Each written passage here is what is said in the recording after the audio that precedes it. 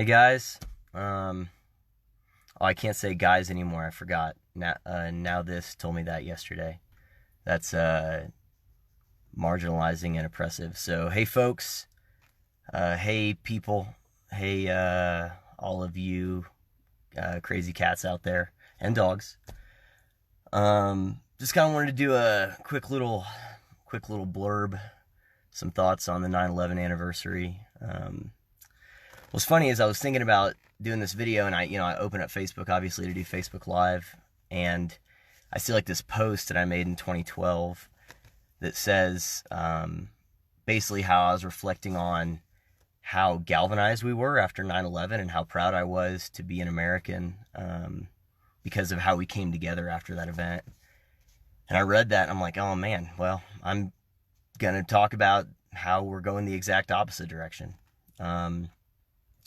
Because a lot of people, when they think about 9/11, they think about where they were, right? There's that country song, it was Where Were You When the World Quit Turning, or a South Park version, When They Built a Ladder to Heaven. It was a pretty funny episode. And I remember that, but the older I get and the more I actually reflect on the event and everything around it, the more my mind drifts from, the classroom I was in when they wheeled the TV in and all that stuff to kind of the sentiment afterwards and just how, we were super unified as a country after that. You can look at the way our legislature voted on the war afterwards. Like, it was incredibly bipartisan.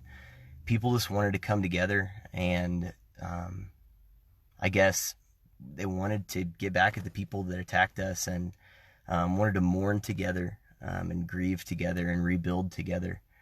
And I just worry about how far we are from that now. I've been thinking a lot about the movie Watchmen lately. I don't know if you've seen it or not. It's an amazing movie. I think it's on Prime right now. But spoilers if you haven't, but it's like, actually I think it's also from 2012. So if you haven't, sorry. But anyway, in the movie it takes place in kind of this alternate future where the US and Russia are still in the Cold War. Richard Nixon's been president for like 7 terms, and there's this countdown clock that's going to midnight when everyone thinks that the U.S. and Russia are going to just go to nuclear war and blow each other up. And so there's like these vigilantes in the movie, but only one of them has powers, and he's the most powerful like being. Like, the dude is insanely powerful. And one of these vigilantes comes up with this plan. He says, look, US and Russia are going to kill each other and destroy the world in the process, and the only thing that's going to bring them together is a common enemy. So he spends decades concocting this plan and building these bombs that have like the energy signature of this super powerful hero, and he plants them all over the world and detonates them, and basically frames the hero guy as, okay, the only thing that's going to bring US and Russia together is to have a common enemy. And so I'm going to have to kill hundreds of thousands of people, but that will save the world. And at the end, kind of all the heroes that were trying to stop this guy, when he explains the plan, they agree, like, yeah, that makes sense. And only one of them says, no, we can't do that. This is wrong.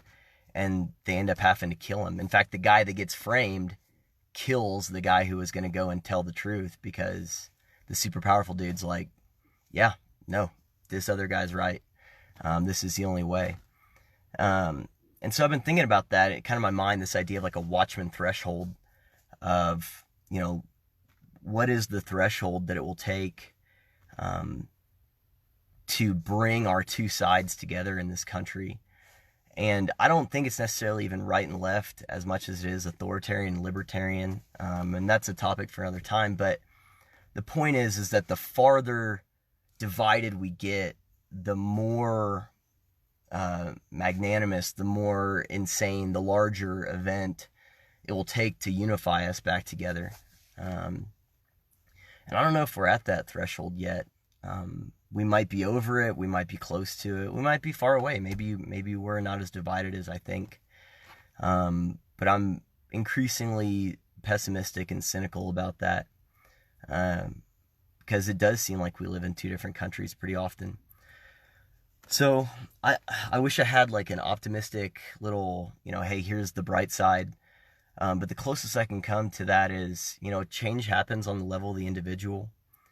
And, you know, for me personally, I've been trying to not be so quick to want to be right whenever I'm thinking about my ideological opponents. Now, when it comes to legislation, I think it is important for there to be a really careful and correct process. But just in conversation or dialogue, or even just how I think about people, I'm really trying to find that common humanity, and not think about what divides us, but what not divides us or separates us, but what brings us together. Because we do have a lot more in common than we think. I think.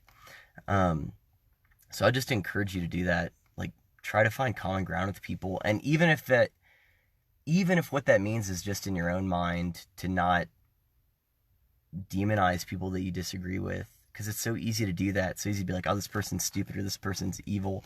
And a lot of that comes from the moralization of where our kind of body politic is right now. And I'm going to make a whole nother video about that because there's some deeper issues there. But regardless, on the level of the individual, I think if each of us just tries to find common ground with people and tries to, there's a quote that Jonathan Haidt has in his book. I'm trying to remember.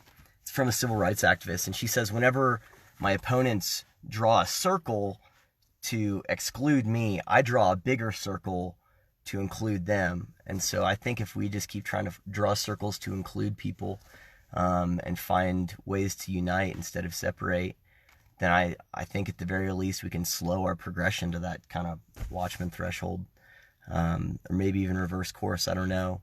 It might be too late for that. But what I do know is the last time our country was super united, a whole heck of a lot of people died, and that's what it took to get there. And I just don't want that to happen again.